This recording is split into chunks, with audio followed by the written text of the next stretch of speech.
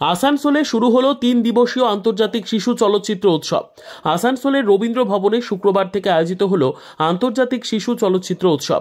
প্রদীপ জ্বালিয়ে উৎসবের উদ্বোধন করেন রাজ্যের 3 মন্ত্রী মলয় ঘটক, ইন্দ্রনীল সেন ও চন্দ্রনাথ সিনহা ও আসানসোলের সাংসদ শত্রুঘ্ন সিনহা।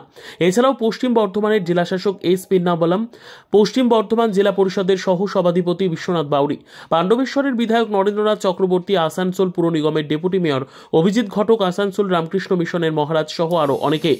জানা যায় যে এই উৎসব আগামী রবিবার 23শে মার্চ পর্যন্ত চলবে। তবে চাহিদা থাকায় সোমবার বেলা 12টা ও দুপুর 3টের সময় আরও 2টি শো দেখানো হবে।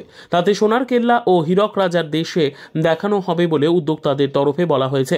উদ্বোধনী অনুষ্ঠানে রাজ্যের তথ্য, সংস্কৃতি এবং পর্যটন দপ্তরের মন্ত্রী ইন্দ্রনীল সেন বলেন, এই বছর প্রথম আসানসোলে শিশু চলচ্চিত্র উৎসবের আয়োজন করা হচ্ছে। আগামী বছর থেকে শিশু চলচ্চিত্র উৎসবের পাশাপাশি কর্মশালারও আয়োজন করা হবে, যাতে এই এলাকার ছোট ছোট ছেলের চলচ্চিত্র সম্পর্কে সম্যক জ্ঞান ও ধারণা পায়। আইন ও শ্রমমন্ত্রী মলয় ঘটক বলেন, মমতা বন্দ্যোপাধ্যায়ের নেতৃত্বে 2011 সালে রাজ্যে সরকার গঠন হওয়ার পরে আসানসোলে বলতে গেলে সবকিছুই হয়েছে। চলচ্চিত্র উৎসব কোনোদিন হয়নি, এবার সেটাও শুরু হলো। এই শিশু চলচ্চিত্র উৎসব 3 দিন অর্থাৎ রবিবার পর্যন্ত হওয়ার কথা ছিল। কিছু চাহিদা থাকায় সোমবার আরও 2টি শো দেখানো হবে।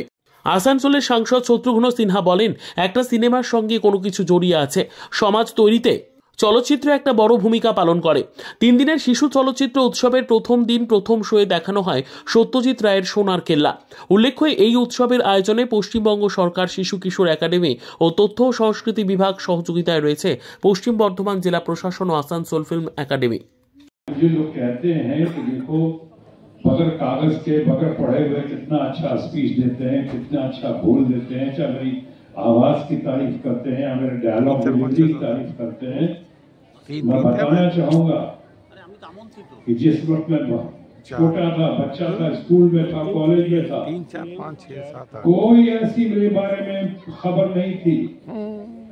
टैलेंट था शायद, बट टैलेंट को मैं बाहर ला नहीं पा रहा था या वो लोग पहचान नहीं रहे थे कि मुझ जैसे आदमी को एक बार पटना रेडियो स्टेशन में बड़ी मुश्किल से रोल मिला।